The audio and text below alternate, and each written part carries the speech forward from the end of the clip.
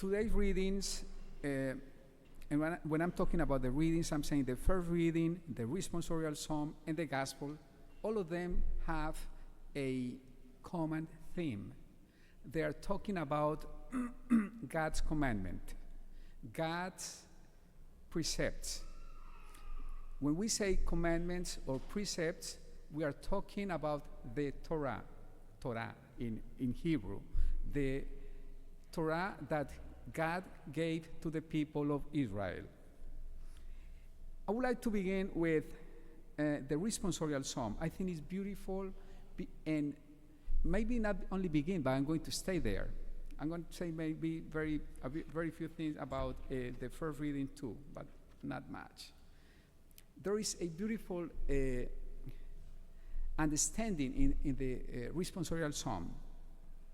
The first the first word that we find in the first stanza of today's responsorial psalm is blessed.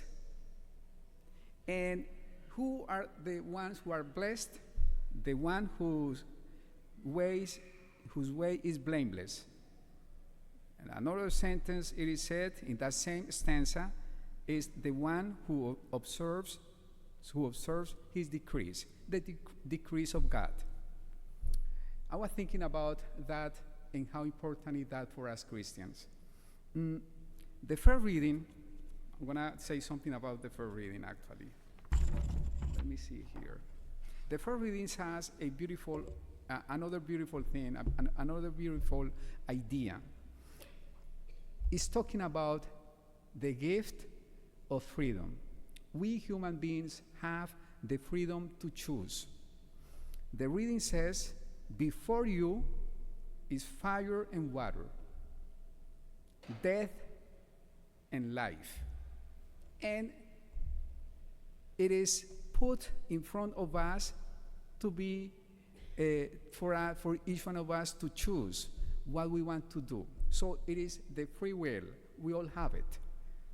For us Christians, it is not only that we can do whatever we want, but it's more important that we are invited to do good in every single moment.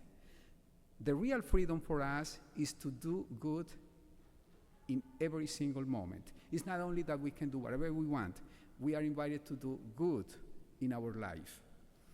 So coming back to the responsorial psalm, when we do that, we know that we are doing what God wants. When we at least try to do good, when we try to do what God wants. And whoever tries to do that is going to be blessed. And what does it mean? Another possible translation is happy. Whoever tries to do God's will, whoever tries to observe God's commandments, the Torah, is going to be happy. And I would use another term maybe, is going to find fulfillment.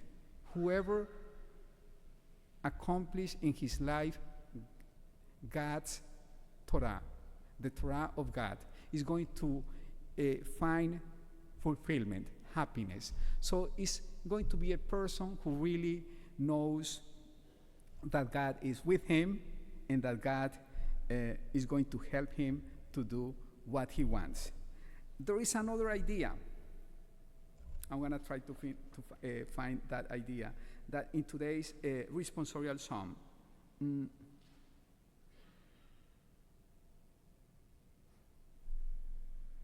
I cannot see it. Anyway, there is the idea that we walk in that precept, the idea of walking. It was here, someplace. I cannot find it.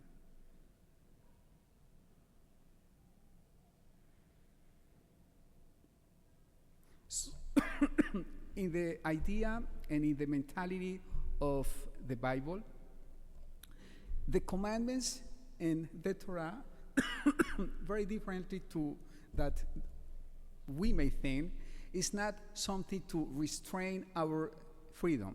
It's actually something to help us to navigate in our life. It is a little bit like if we want to go into a ship, or our life is a ship, and we want to go over into the ocean and navigate. And if we do not have a road map, we are going to be lost.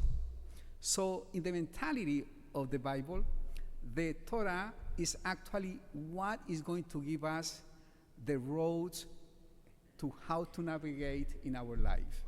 And it's beautiful. So whoever doesn't accept and doesn't takes for himself that Torah is going to be astray. That person doesn't know how to navigate his life. So to walk in the Torah means to really know where to go, because wherever he goes, he knows that is God the one who is helping him and leading him that into that road. So it is a wonderful idea that we have to keep. So the invitation today is very simple. Are we trying to do more than to do? Are we trying to follow God's commandments in our everyday life? Are we trying to experience that when we accept God's commandments, we are accepting a road map for our own life? We are going to be sure that we are going to be in the right road, in the right path, into the experience that leads to God. So I want to invite each one of you today in this Eucharist to think about our own life and how we are trying to put in our life the commandments of God, the Torah, the teachings of God, the teachings that we find in the Bible, and the teachings that we find in the Catholic Church. Practicing that teaching is going to give us, is going to lead us into God, and is going to lead us into what we really want, to be happy, to have fulfillment. Please stand.